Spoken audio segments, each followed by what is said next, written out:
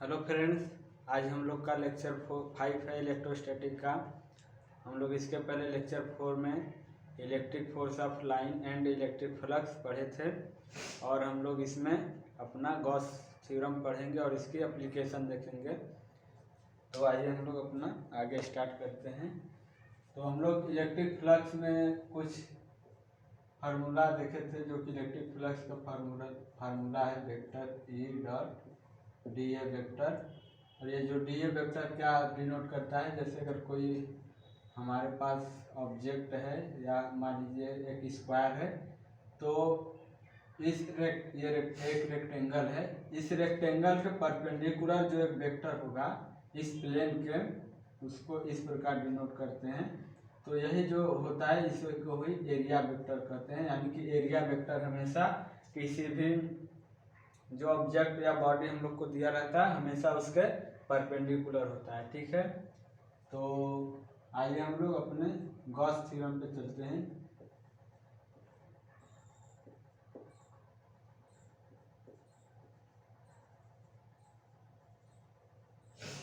तो Gauss theorem में मतलब हम लोग क्या पढ़ते हैं, गॉस थ्योरम में हम लोग यह पढ़ते हैं कि जो हम फ्लक्स है, फ्लक्स किसी भी ऑब्जेक्ट के जब इलेक्ट्रिक फ्लक्स किसी ऑब्जेक्ट के बाहर या अंदर और उस बॉडी में या ऑब्जेक्ट में जो चार्ज इनक्लोज्ड होता है उससे कैसे रिलेटेड होता है, उसी के बारे में गॉस थ्योरम हम लोग को बताता है। तो इसकी अगर डेफिनेशन हम लोग देखें गॉस थ्योरम को, तो अकॉर्डिंग टू इट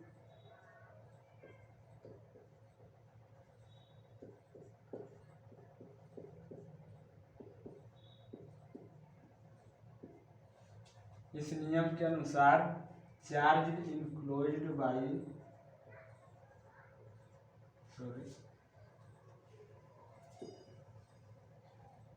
जो किसी भी क्लोज्ड सरफेस बॉडी होती है, यानी कि टोटल फ्लक्स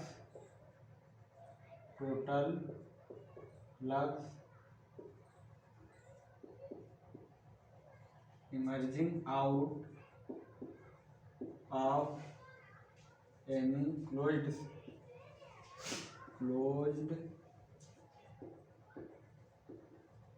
सरफेस बॉडी, यानी कि कोई अगर क्लोज्ड सरफेस बॉडी है और उसमें जो टोटल फ्लक्स उससे बाहर निकलता है वो क्या होता है, closed surface body is equal to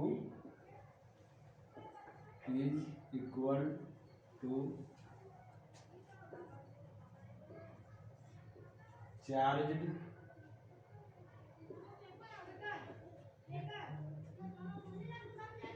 enclosed times 1/ε0। ठीक है, total flux emerging out of any closed surface body is equal to charge enclosed times 1/ε0।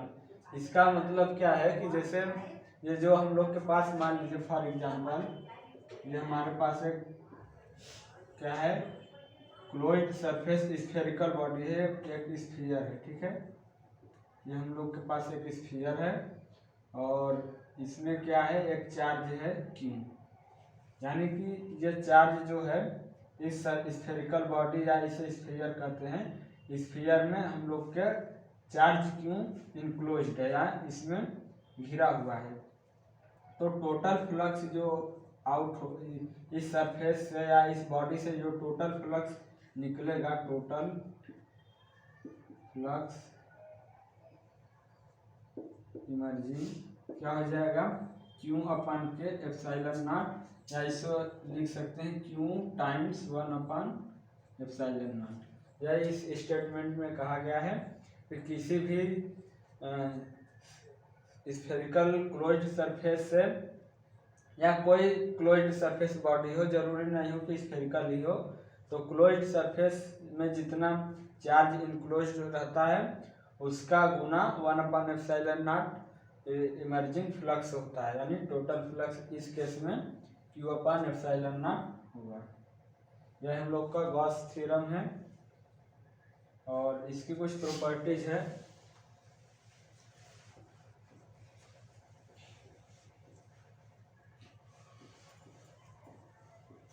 Important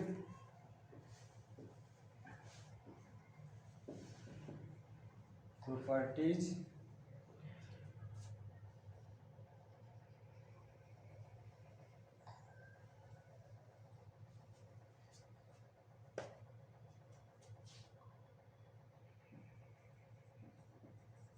about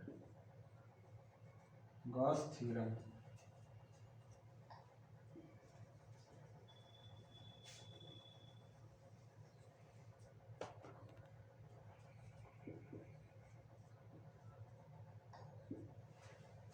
जो हम लोग अभी गॉस थ्योरम देख रहे हैं, यानी कि किसी भी क्लोज्ड सरफेस में जितने भी चार्ज इनक्लोज्ड होता है, अगर हम टोटल फ्लक्स उसमें से निकालना चाहें तो हम लोग को क्यू गुणे 1/ε0 करना पड़ता है। तो इससे जो कुछ प्रॉपर्टीज रिलेटेड है वो क्या है, पहला इम्पोर्टेंट प्रॉपर्टीज यह है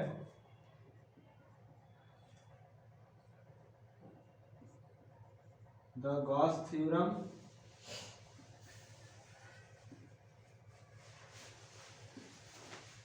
एंड जो हम लोग पहले लेक्चर में पढ़े थे Coulomb's law,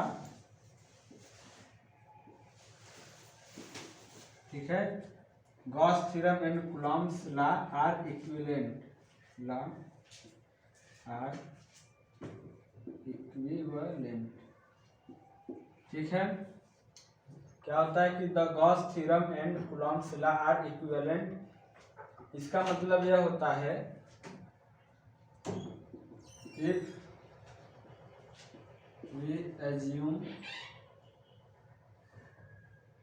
we assume Gauss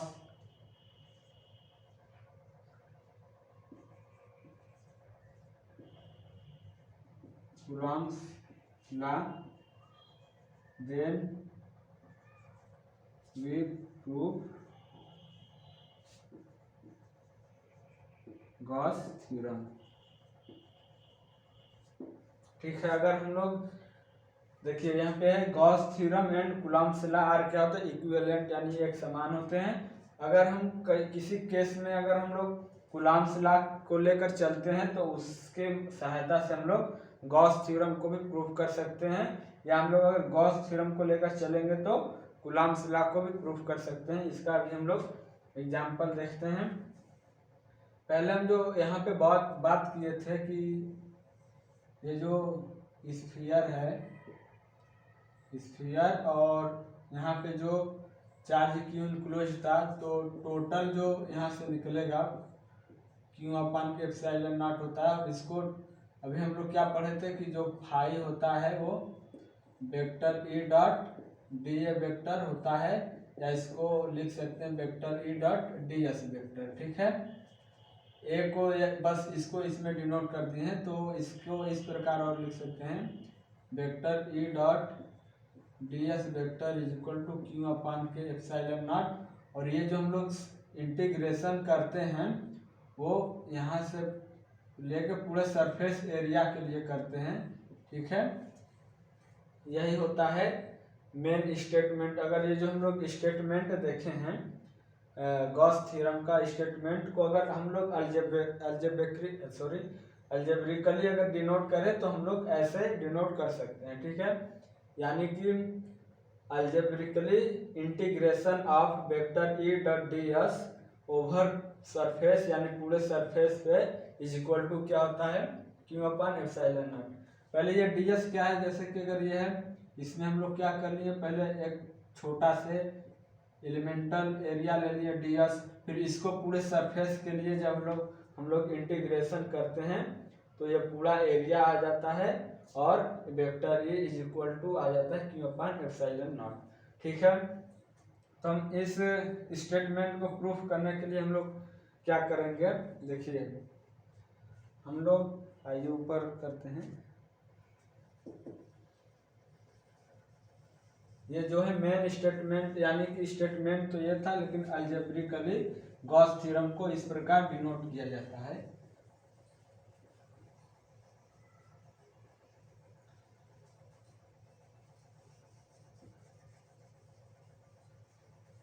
जो हम लोग का स्टेटमेंट फर्स्ट है इसको हम लोग आइए प्रूफ करते हैं।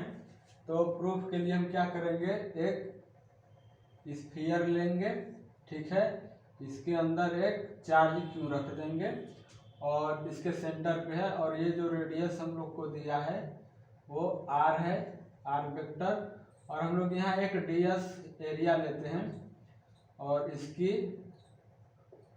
जो एरिया वेक्टर होगी वो इसके सरफेस के परपेंडिकुलर होगा। तो ये आर है, तो हम लोग अकॉर्डिंग टू कूलॉम्स लॉ, यानी कि हम लोग पहले क्या लेकर चल रहे हैं, कूलॉम नियम को लेकर चल रहे हैं, अकॉर्डिंग टू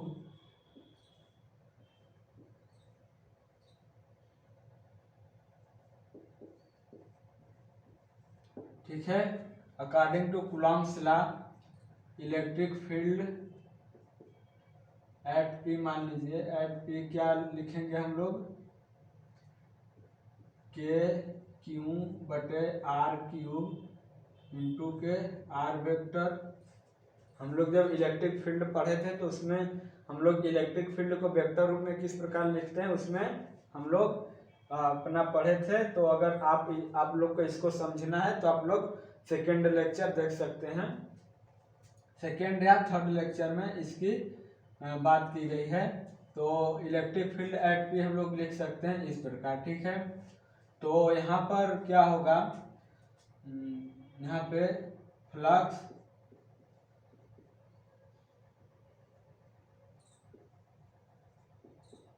इमर्जिंग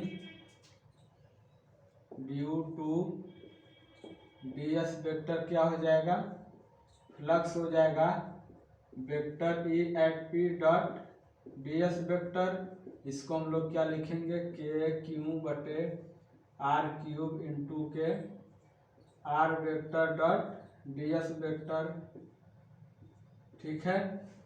और हम लोग इसको क्या लिख सकते हैं, फाई को, अब हम लोग ये डीएस किए हैं तो इसके फाई के जगह हम लोग लिख सकते हैं वेक्टर ई डॉट, सॉरी ये हम लोग का आ गया ये, ठीक है।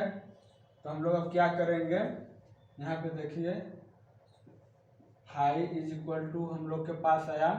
अब यहाँ पे देखेंगे यहाँ पर, तो यहाँ पे जो r vector dot ds vector होगा, यहाँ पे आर वेक्टर और डीएस वेक्टर की डायरेक्शन सेम है।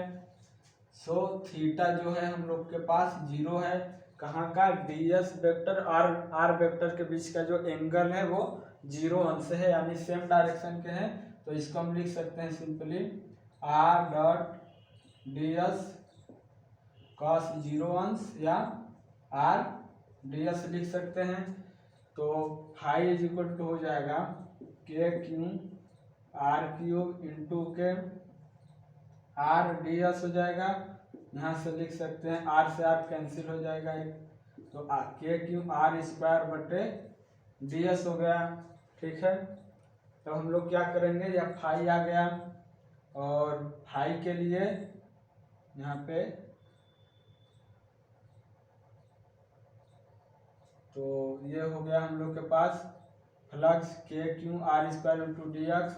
जब हम लोग इसको फिर क्या करेंगे, ओवर द सरफेस इंटीग्रेशन करेंगे पाई को जीरो से लेके पूरा एरिया पाई आर स्क्वायर, ठीक है। यहाँ पे डी एस क्या है, एक एलिमेंटल है, तो इसकी जब इंटीग्रेशन करेंगे हम लोग कहाँ से, जीरो से लेके पूरे सरफेस एरिया, जो स्फीयर का एरिया होता है सरफेस एरिया वो होता है 4 पाई आर स्क्वायर, ठीक है। तो जीरो से लेकर 4 पाई आर स्क्वायर तक अगर हम लोग इसको इंटीग्रेशन करें तो ये हो जाएगा, इसका इंटीग्रेशन जीरो से लेकर 4 पाई आर स्क्वायर तक आ जाएगा 4 पाई आर स्क्वायर, ये इससे कट गया। तो यहाँ क्यू बटे के का मान होता है 4 पाई एप्सिलॉन नॉट इंटू 4 पाई से 4 पाई कैंसिल आ जाएगा, यानी कि टोटल फ्लक्स क्या आया हम लोग के पास, क्यू अपान के एप्सिलॉन नॉट। और इसके पहले हम लोग क्या देखे थे कि एक स्फीयर के अंदर अगर क्यू चार्ज है तो उससे इनक्लोज्ड या इमर्जिंग आउट जो सरफेस इमर्जिंग आउट जो फ्लक्स होती है या उससे निकलने वाली जो सरफेस फ्लक्स होती है वो Q/ε0 होती है। ठीक है, तो हम लोग क्या यहाँ पर पहले कूलॉम्स नियम की सहायता से हम लोग क्या किए, गॉस थ्योरम को प्रूफ कर दिए, यानी कि यही क्या था, फर्स्ट प्रॉपर्टीज था किसका, गॉस थ्योरम का। ठीक है, और हम लोग दूसरे प्रॉपर्टीज पे आगे बढ़े। तो फर्स्ट प्रॉपर्टीज ये रहा, और second properties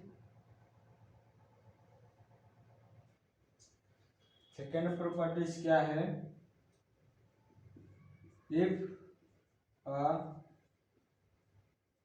closed body present in a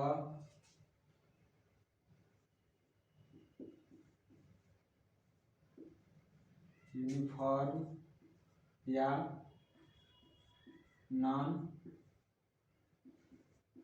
uniform. ठीक है, अगर एक क्लोज्ड बॉडी कहाँ प्रेजेंट हो, इन अ यूनिफॉर्म या non uniform electric field,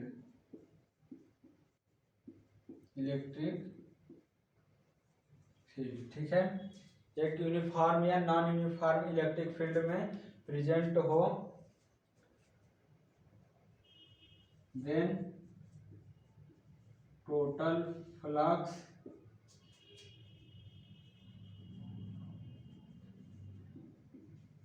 emerging out of this closed body will be 0। ठीक है,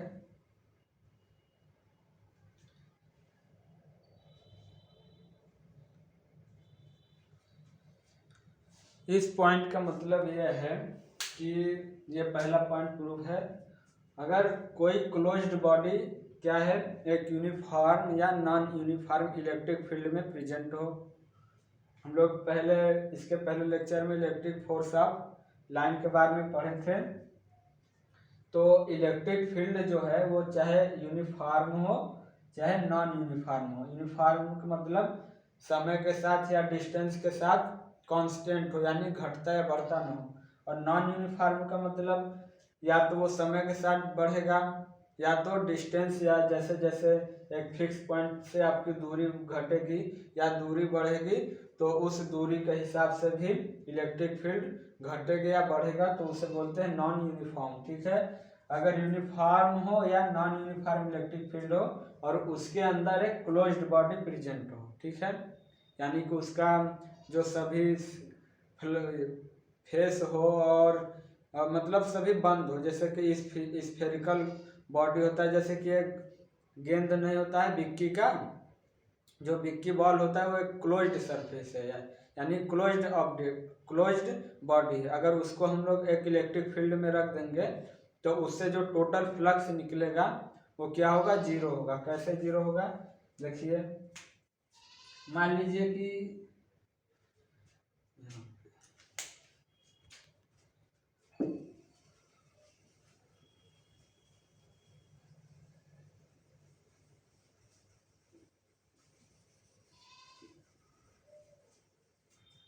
सेकेंड पॉइंट का मतलब यह है कि क्या है, हमारे पास एक ये रहा स्फीयर और एक मान लीजिए एक ये रहा सिलेंडर, इस प्रकार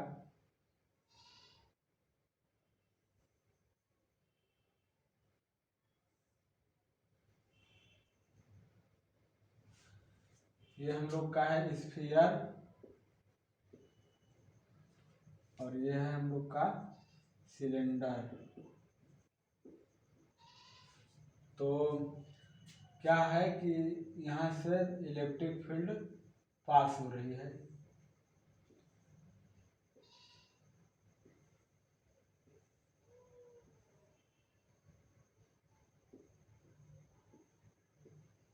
ये इलेक्ट्रिक फील्ड है। ठीक है, और सेम उसी प्रकार इसमें भी है।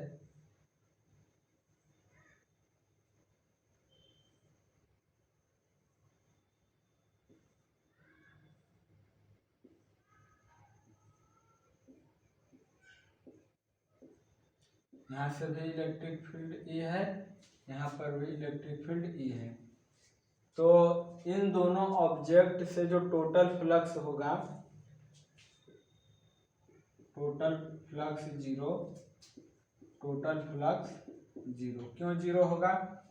तो जब हम लोग इसकी बात करेंगे तो यहाँ पे देखिए दो एरिया वेक्टर बन रहा है। एक ये वाला सरफेस है, ये वाला एक जो सरफेस है, अगर इसकी हम लोग बात करें तो इसकी एरिया वेक्टर मान लीजिए अगर डी ए इधर बनेगा, तो इस सरफेस से जो टोटल फ्लक्स होगा वो कितना होगा?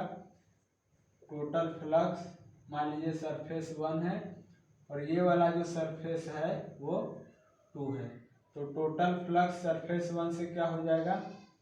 Vector E dot D A vector cos, यहाँ पे देखिए इलेक्ट्रिक फील्ड का डायरेक्शन इधर का है और एरिया वेक्टर की डायरेक्शन इधर, मतलब एंगल कितना है? 180 डिग्री, 180 डिग्री है। तो यहाँ से जो फ्लक्स होगा वो ई डी ए माइनस में होगा, cos 180 डिग्री का -1 होता है, ठीक है। और इस वाले सरफेस की बात करें, सरफेस 2 से जो टोटल फ्लक्स होगा वो हो जाएगा E dot D A cos 0 क्योंकि इस सरफेस की जो एरिया वेक्टर होगी वो इस डायरेक्शन में होगी, यानी कि इलेक्ट्रिक फील्ड के डायरेक्शन में होगी। यहाँ पे cos 0 हो जाएगा, cos 0 तो ये हो जाएगा E डॉट डी ए, ठीक है। यहाँ पे देखिए माइनस, ये जब टोटल करेंगे हम लोग, यानी कि φ1 प्लस φ2, तो ये हो जाएगा ई ए माइनस के ये यहाँ डी ए है, उसको मान लीजिए, तो ये टोटल हो जाए, टोटल क्या हो जाता है? 0 आ जाता है, ठीक। वही कंडीशन इसमें भी होता है। हम लोग इसके पहले जो लेक्चर में लास्ट वाला क्वेश्चन था, हम लोग लिए थे एक सिलेंडर, ये क्लोइड सिलेंडर था और इलेक्ट्रिक फील्ड इस प्रकार जा रही थी, उस कंडीशन में भी टोटल फ्लक्स 0 होगा। वहां से हम लोग से गलती से 2πRLE आ गया था, वो गलती था। यहाँ पे क्लोज्ड सिलेंडर क्लोज्ड था और जो हम लोग का टोटल फ्लक्स होगा वो 0 होगा। वहाँ के लिए हम लोग आपको सॉरी कब बोलते हैं, उस वाले क्वेश्चन में गलती हो गया था। तो ये रहा दूसरा पॉइंट। और तीसरा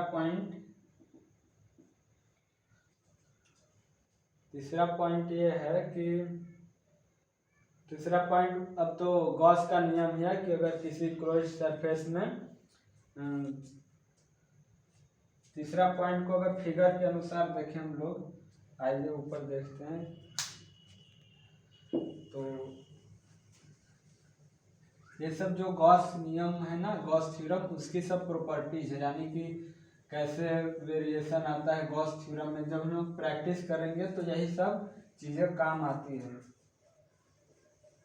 डिफिनेशन तो उतना जेईई नीट में पूछता नहीं, इसलिए हम लोग को डेरिवेशन और जो फार्मूला है वो सब आना अनिवार्य होगा, आना चाहिए।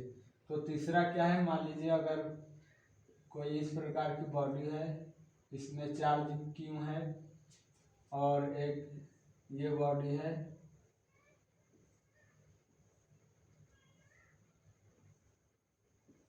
इसमें भी चार्ज क्यू है और एक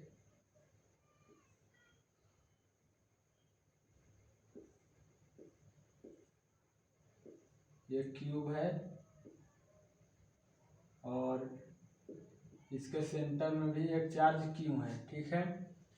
तो हम लोग को क्या बताना है, अगर इलेक्ट्रिक फील्ड हर जगह ई है, सॉरी ई नहीं है, इसमें जब चार्ज इनक्लोज्ड है तो ई की कोई ज़रूरत नहीं है। तो यहाँ पे जो हम लोग का फ्लक्स होगा, टोटल फ्लक्स हो जाएगा क्यू अपान के एप्सिलॉन नॉट, इसमें भी टोटल फ्लक्स हो जाएगा क्यू अपान के एप्सिलॉन नॉट, इसमें भी टोटल फ्लक्स हो जाएगा क्यू अपान एप्सिलॉन नॉट। यहाँ से अगर हम लोग डिनोट मतलब अपना कुछ यहाँ से अगर एक्सप्रेशन को अच्छे से गौर करें तो हम लोग देखते हैं कि जो टोटल फ्लक्स है किसी भी ऑब्जेक्ट से, जो टोटल फ्लक्स है वो ऑब्जेक्ट की शेप एंड साइज पे निर्भर नहीं कर रही है।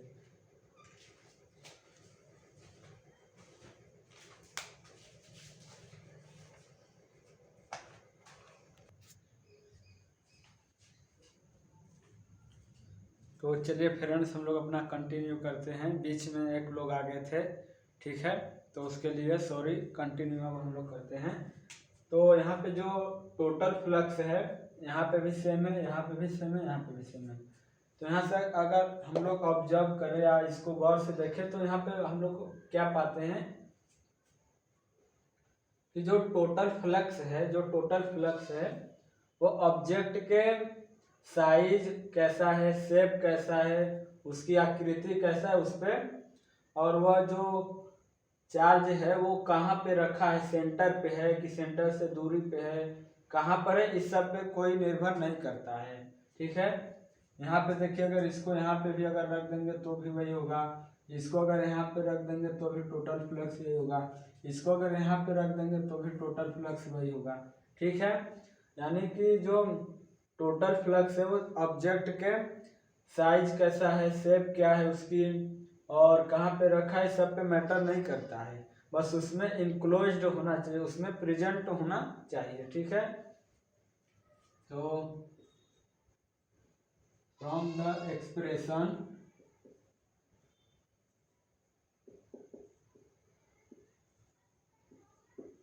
see that the flux does not depend the size, shape and position of charge present in closed body, ठीक है, closed body, यानी कि जिसमें प्रेजेंट है उसकी शेप कैसी है, उसकी आकृति आकार कहाँ प्रेजेंट है, इस सब पे निर्भर नहीं करती, बस उसमें क्या होना चाहिए, प्रेजेंट होना चाहिए, ठीक है। ये रहा हम लोग का थर्ड प्रॉपर्टीज। और एक फोर्थ प्रॉपर्टीज क्या है कि अगर मान लीजिए ये क्यूब है, क्यूब में 6 फेस होता है, ठीक है, कितना फेस होता है, 6, 1 2 3 4 5 और इधर एक 6, ठीक है। तो ये फोर्थ प्रॉपर्टीज क्या है कि टोटल फ्लक्स क्या होता है, क्यू अपान एप्सिलॉन नॉट, अगर इसमें क्या है, क्यू चार्ज है, यानी कि ये टोटल फ्लक्स 6 जो 6 सरफेस है, 6 फेसेस है, total flux Q upon epsilon not है, तो फ्लक्स फ्रॉम द सरफेस, एक सरफेस के बराबर क्या हो जाएगा, क्यू अपान एप्सिलॉन नॉट बटे के 1/6। इस पॉइंट का मतलब है कि अगर किसी भी बॉडी की एन फेसेस है और उसमें चार्ज क्यू इनक्लोज्ड है, तो उसके प्रत्येक फेस से जो टोटल फ्लक्स होगा वो क्यू अपान एप्सिलॉन नॉट गुणे 1/n होगा, ठीक है। अगर इसको जनरलाइज कर दें, if a body has n faces then flux from each face is equal to q upon epsilon naught times 1/n, ठीक है, ये होगा। तो ये रहा गॉस थ्योरम और उसकी प्रॉपर्टी, ठीक है।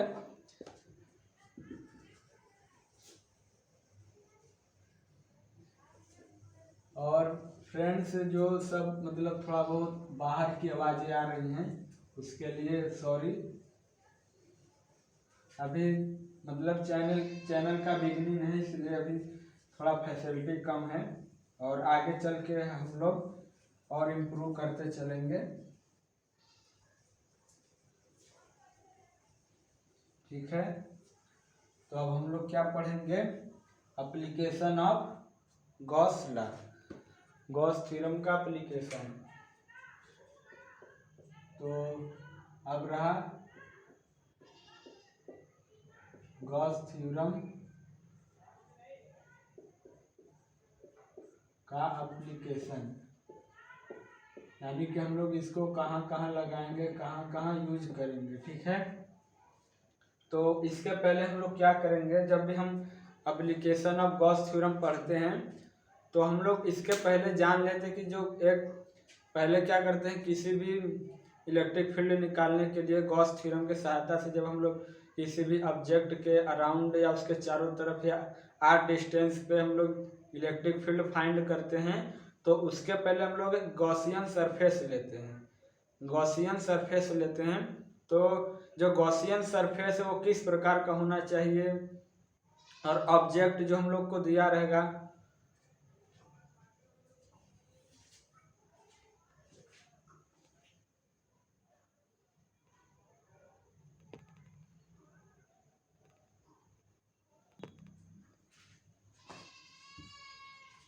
चलिए फ्रेंड्स कंटिन्यू करते हैं। बीच में अब चली गई थी लाइट, तो उसके लिए क्षमा करिएगा, सॉरी। आइए हम लोग एप्लीकेशन ऑफ गॉस थ्योरम चलते हैं। गॉस थ्योरम का एप्लीकेशन, उसके पहले हम लोग का कहे थे कि इसके पहले हम लोग को एक प्रॉपर तरीके से, अच्छे तरीके से गॉसियन सरफेस को सिलेक्ट करना होगा। तो कैसा होना चाहिए,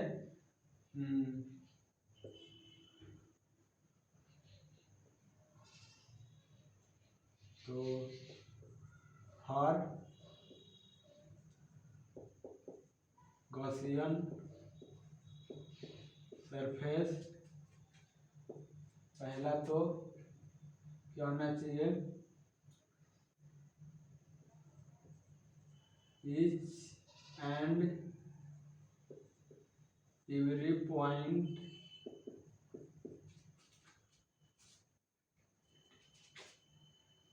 at every point in the Gaussian surface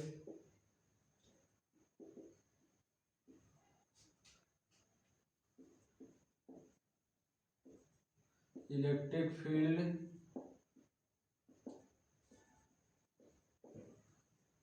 should be constant,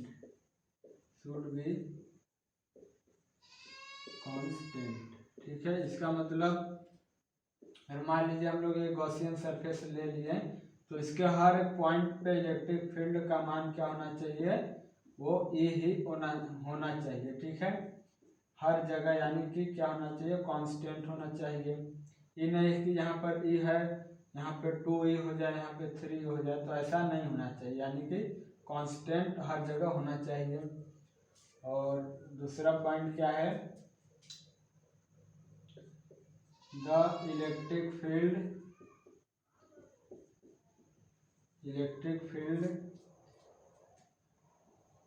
at the Gaussian surface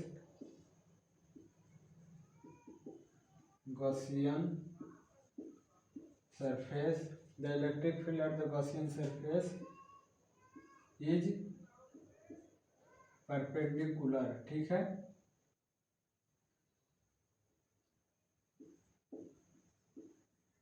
should be perpendicular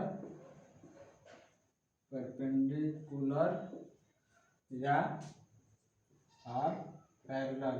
ठीक है, पैरेलल, यानी कि ये जो हम लोग गॉसियन सरफेस ले लिए, तो इससे जो हम लोग ये एलिमेंटल लिए, तो क्या होना चाहिए, इलेक्ट्रिक फील्ड इस सरफेस के परपेंडिकुलर होना चाहिए या इसके पैरेलल होना चाहिए, सॉरी यहाँ पे परपेंडिकुलर ही होना चाहिए। और अगर मान लीजिए ये इस प्रकार हुआ, तो यहाँ पे देखेंगे परपेंडिकुलर नहीं होता है, इसलिए हम लोग को ऐसा गॉसियन सरफेस लेना होगा कि इलेक्ट्रिक फील्ड का हो उस सरफेस के परपेंडिकुलर हो और इलेक्ट्रिक फील्ड कांस्टेंट होना चाहिए। ठीक है, तो इन दो पॉइंट को ध्यान में रखकर हम गॉसियन सरफेस को सिलेक्ट करते हैं। आइए अब हम लोग मेन पॉइंट पे चलते हैं।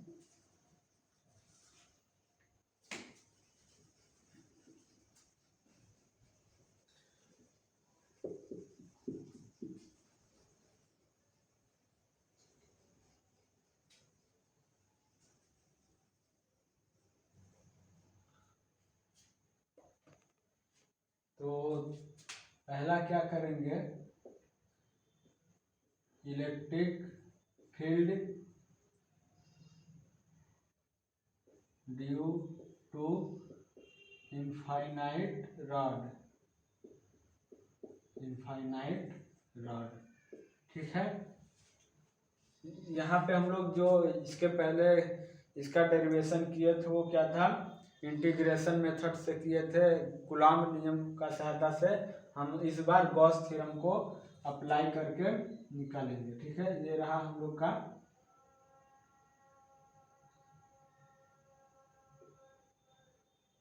जो है हम लोग का इनफाइनाइट रॉड है और इसकी जो लीनियर चार्ज डेंसिटी है वो लैम्डा है। लैम्डा क्या है, लीनियर चार्ज डेंसिटी।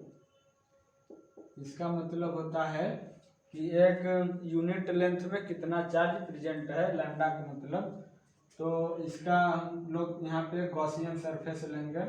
किस प्रकार लेंगे कि उस सरफेस जो गॉसियन सरफेस लेंगे, इलेक्ट्रिक फील्ड उससे परपेंडिकुलर हो और कांस्टेंट हो। तो हम लोग यहाँ पे पहले अगर हम लोग लेंगे स्फीयर, तो स्फीयर गॉसियन सरफेस लेंगे, परंतु क्या यहाँ पे फेल हो जाएगा, इलेक्ट्रिक फील्ड हर पॉइंट पे कांस्टेंट नहीं होगा। ठीक है,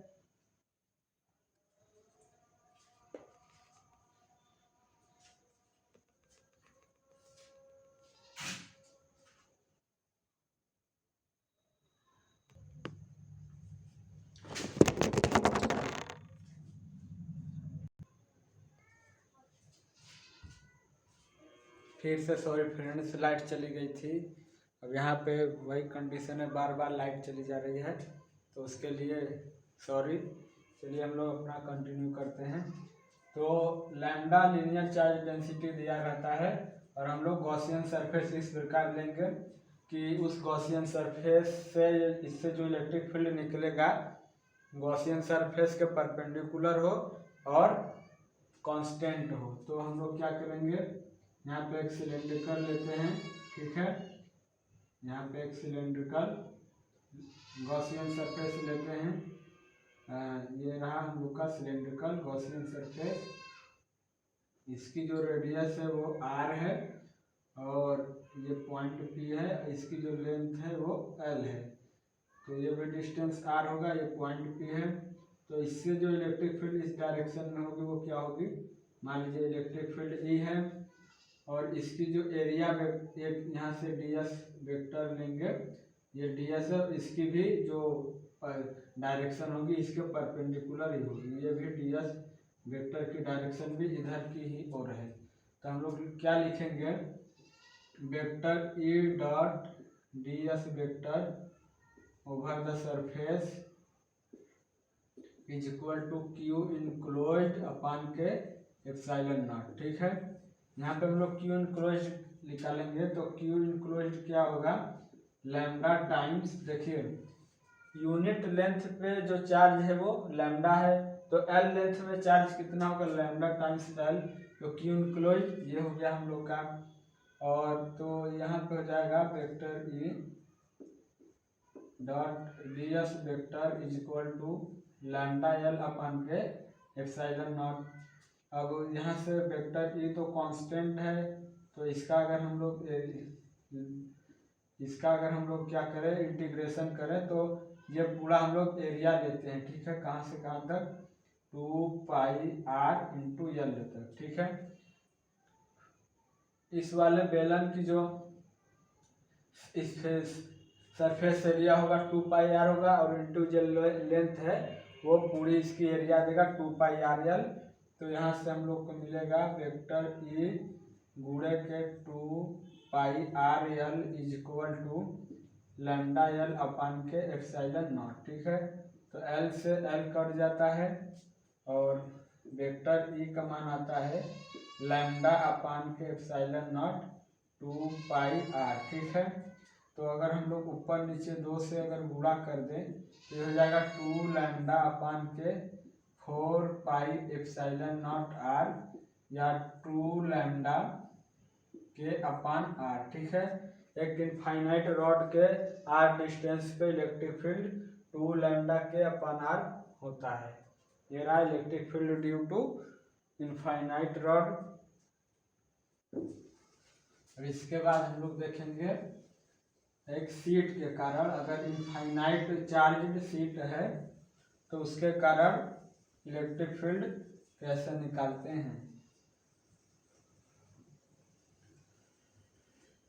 तो पहले चार्ज्ड शीट होता क्या है तो उसको देख लीजिए। अगर मान लीजिए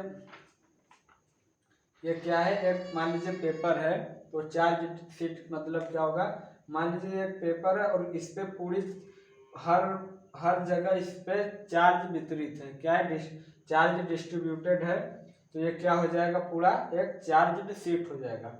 और अगर इसकी लेंथ कर दे हम लोग इनफाइनाइट तो क्या बोलेंगे इसको, इनफाइनाइट चार्ज्ड शीट। ठीक है, तो इसी प्रकार इनफाइनाइट चार्ज्ड शीट होता है। और मान लीजिए इसको यहाँ पे अगर हम लोग बनाएं तो कुछ इस प्रकार बनाएंगे हम लोग। इस पे क्या है, चार्जिंग है, चार्ज है, ये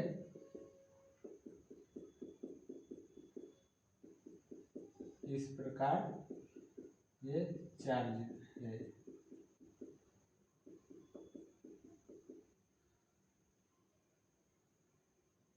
ये रहा हम लोग का, ये जो है इनफाइनाइट लेंथ का है। ठीक है, तो इसके लिए हम लोग क्या करेंगे, एक गॉसियन सरफेस इसके पहले बीच में हम लोग लेते हैं ये, और एक सिलेंड्रिकल बेलनाकार इस प्रकार, और पीछे भी इसका बनेगा।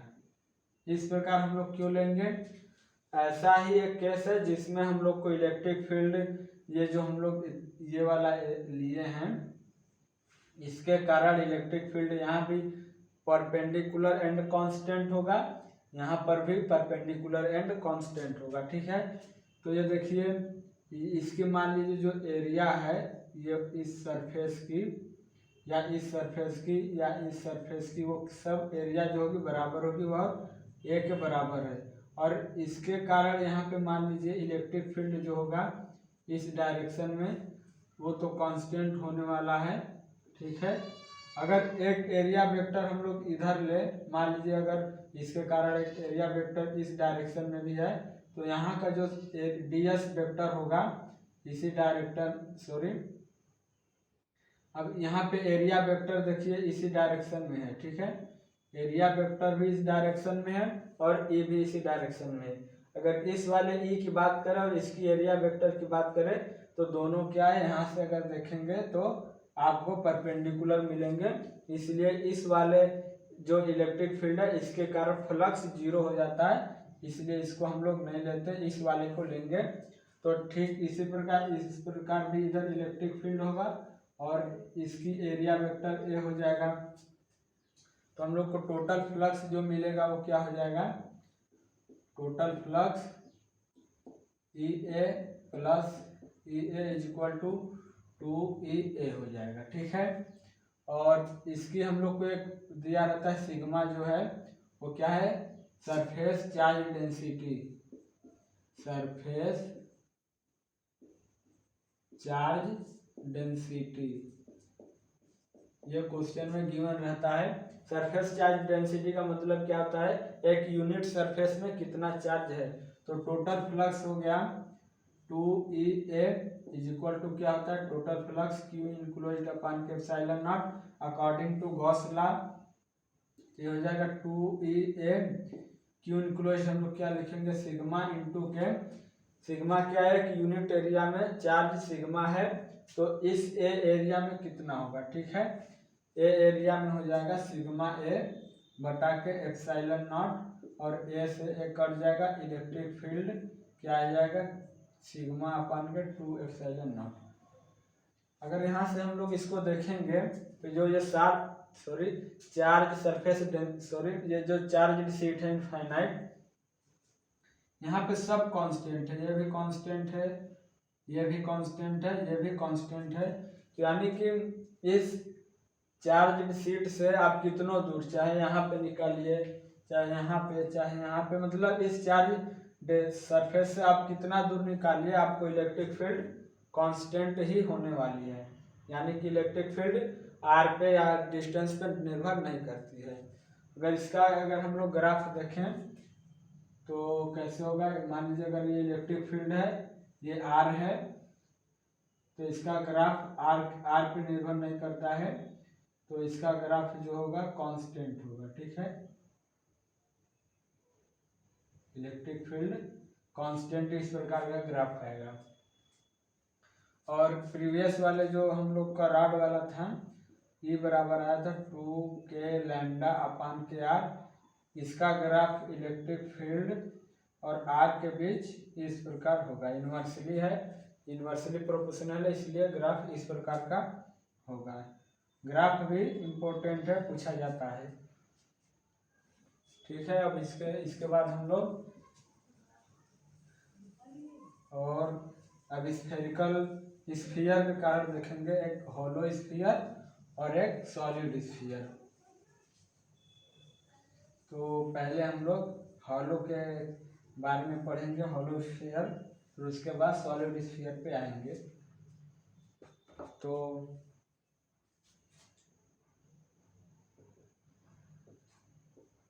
Electric field due to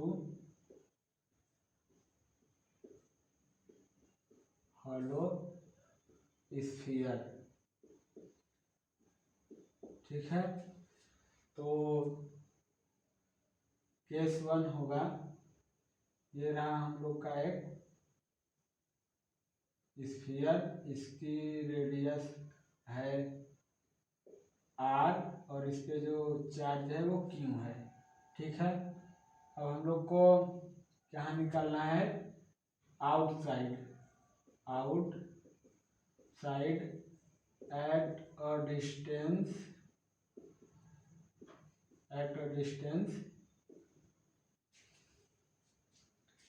are from centre, तो इसके सेंटर सी से एक डिस्टेंस इस पे हम लोग को आर डिस्टेंस पे निकालना है, ठीक है। ये रहा स्मॉल आर डिस्टेंस, और इस स्फीयर की रेडियस आर है, और हम लोग को स्मॉल आर डिस्टेंस पे निकालना है। तो हम लोग इस केस में जो गॉसियन सरफेस लेंगे वो एक स्फीयर ही लेंगे, जिससे कि इलेक्ट्रिक फील्ड परपेंडिकुलर होगा और कांस्टेंट भी होगा। तो एक हम गॉसियन सरफेस लेंगे, इस प्रकार कुछ रहेगा,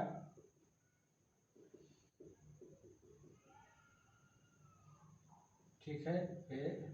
ये रहा हम लोग का गॉसियन सरफेस। तो ये रहा, क्या लिखेंगे, वेक्टर ई, यहाँ पे मान लीजिए वेक्टर ई है, vector E dot ds vector Q enclosed upon के एप्सिलॉन नॉट। तो इस गॉसियन सरफेस से जो क्यू इनक्लोज्ड होगा, यानी कि टोटल ये स्फीयर इनक्लोज है, यानी कि इस गॉसियन सरफेस के अंदर पूरा स्फीयर ही है, यानी कि ये पूरा चार्ज इनक्लोज होगा। तो यहाँ से हम लिखेंगे क्यू अपान के एप्सिलॉन नॉट, ठीक है। और ये तो कांस्टेंट है, तो इसको ds को ले जाएंगे हम लोग 0 से लेके इसकी एरिया, तो इसकी एरिया हो जाएगा 4 पाई स्मॉल आर स्क्वायर, क्योंकि स्फीयर की जो एरिया होता है सरफेस एरिया वो 4 पाई आर स्क्वायर होता है। और ये हो जाएगा क्यू बटे के एप्सिलॉन नॉट, यहाँ से हम लोग का ई का मान आएगा क्यू बटे k 4 pi epsilon naught r square. ठीक है, तो इसको इस प्रकार भी लिख सकते हैं के क्यू बटे आर स्क्वायर। तो आप लोग देखेंगे के क्यू बटे आर स्क्वायर का मतलब ये से जो स्फीयर है उसकी रेडियस पे डिपेंड नहीं कर रहा है, यानी कि जो स्फीयर है उससे आर डिस्टेंस केवल ये सेंटर से डिस्टेंस पे निर्भर कर रहा है, इस सरफेस की रेडियस पे डिपेंड नहीं करता है। और बी वाला केस जो होता है इनसाइड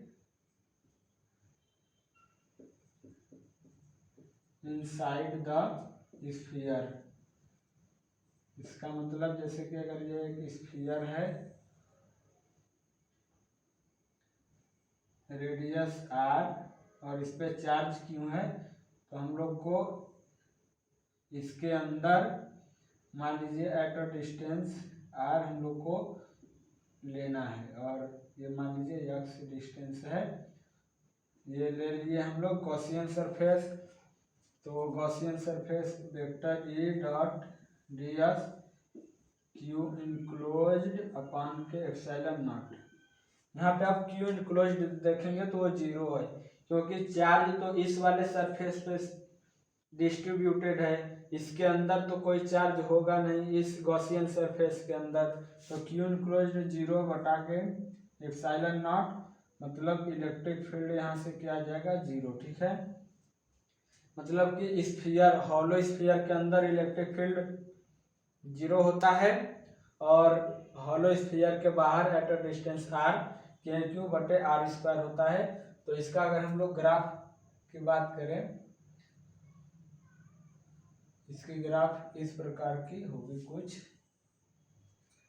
ये रहा इलेक्ट्रिक फील्ड, ये रहा आर, आर फ्रॉम सेंटर। तो यहाँ पे अगर मान लीजिए आर है, तो आप देखेंगे कि जब आर जैसे जैसे बढ़ेगा, मतलब स्मॉल आर का मान जैसे जैसे बढ़ेगा, तो सेंटर से लेके कैपिटल आर यानी रेडियस तक तो इलेक्ट्रिक फील्ड जीरो है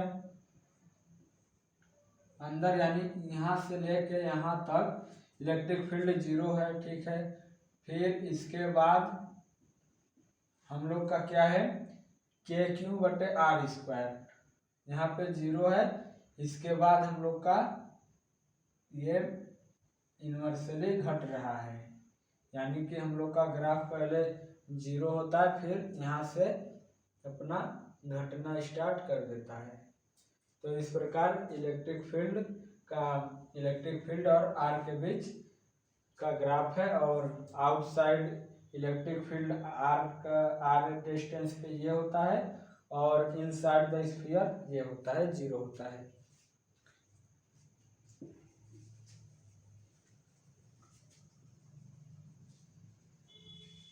तो हम लोग अब सॉलिड स्फीयर पे आएंगे।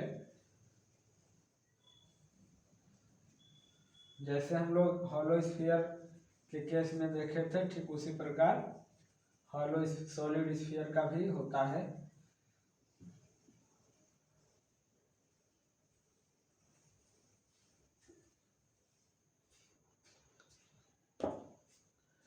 तो ये रहा electric field due to solid sphere. ठीक है, ये मान लीजिए एक है, पहला केस रहेगा आउटसाइड द स्फीयर,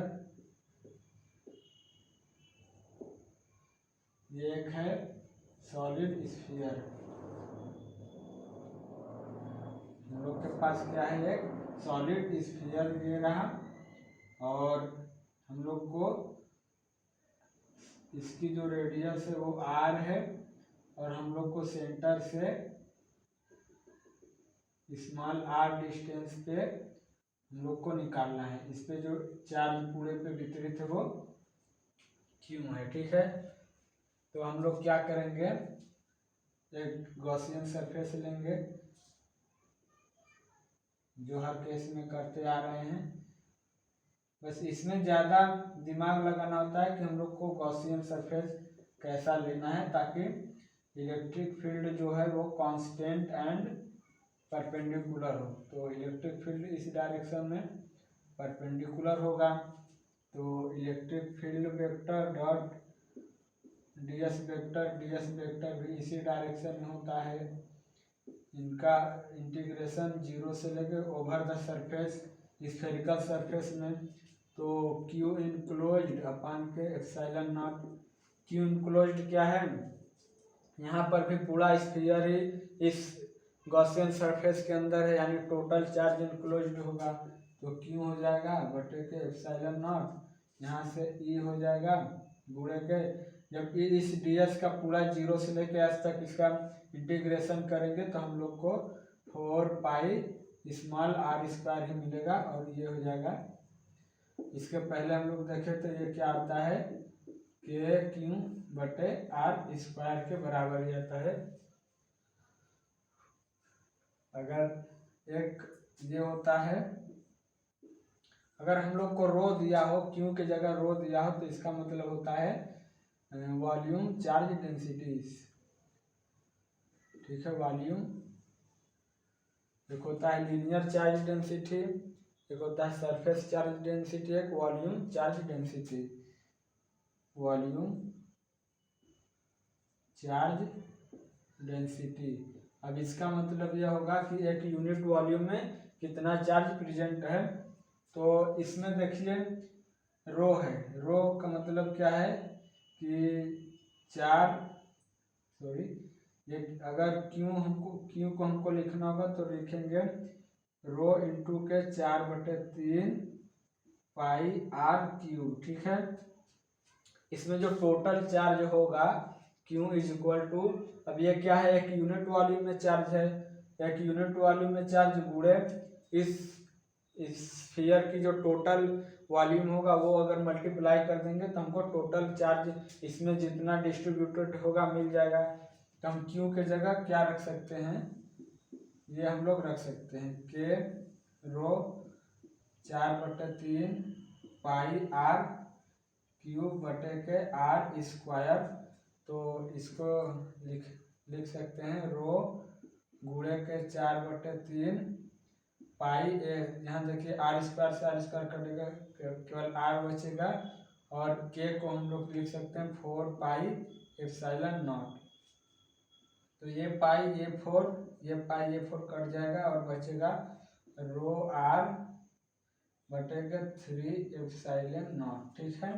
अगर रो के टर्म में डिनोट करना होगा तो ये रो आर अपन 3 एप्सिलॉन नॉट, अगर क्यू के टर्म में तो ये, ठीक है।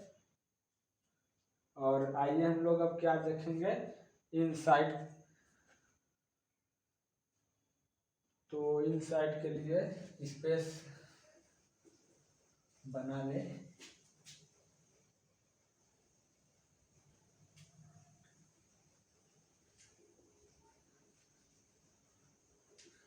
आइए अब हम इनसाइड का केस देखते हैं। तो इनसाइड के लिए पहले हम लोग क्या करेंगे, एक बड़ा से स्फीयर बनाएंगे, या एक बहुत बड़ा, पृथ्वी के जैसा नहीं बनाएंगे, उससे छोटा ही, नहीं तो यहाँ पे बनेगा ही नहीं। ये रहा हम लोग का स्फीयर, सॉलिड है, इसको हालो मत समझिएगा, ठीक है। और जो इसकी रेडियस है वो क्या है, आर है। हम लोग को इसके अंदर इलेक्ट्रिक फील्ड फाइंड करना है, ठीक है।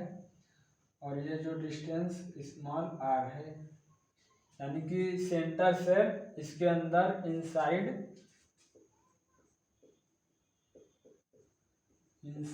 The sphere. तो इसके अंदर हम लोग क्या करेंगे, आर डिस्टेंस पे फिर वही फार्मूला लिखेंगे, vector E dot ds vector Q enclosed बटे के एप्सिलॉन नॉट, इक्वेशन 1 कर दीजिए। तो यहाँ पे क्यू इनक्लोज्ड हम लोग को निकालना है। अब देखिए q charge 4/3 pi r cube पे वितरित है। ये जो टोटल चार्ज है वो इस पूरे स्फीयर पे, सॉलिड स्फीयर पे डिस्ट्रीब्यूटेड है, यानी q charge 4/3 pi r cube पे डिस्ट्रीब्यूटेड है। तो 4/3 पाई आर क्यूब में कितना चार्ज होगा, यही हम लोग को देगा क्यू इनक्लोज्ड के बराबर, या क्यू इनक्लोज्ड क्या होगा, तो हो जाएगा 4/3 पाई आर क्यूब बटे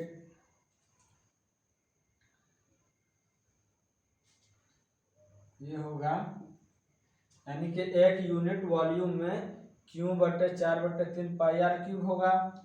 तो एक यूनिट वॉल्यूम में इतना है, तो 4/3 पाई आर क्यूब वॉल्यूम में कितना होगा, तो ये इस प्रकार निकाल लेंगे। 4/3 पाई आर क्यूब ये कट जाएगा, यानी कि क्यू इनक्लोज्ड हम लोग के पास आएगा क्यू आर क्यूब बटे के कैपिटल आर क्यूब। यहाँ से हम लोग का ये मिल जाएगा। तो अब लोग हम क्या करेंगे, क्यू इनक्लोज्ड रख देंगे और ये हो जाएगा गुणे के, इसका इंटीग्रेशन करेंगे तो हम लोग को मिलेगा 4/3 पाई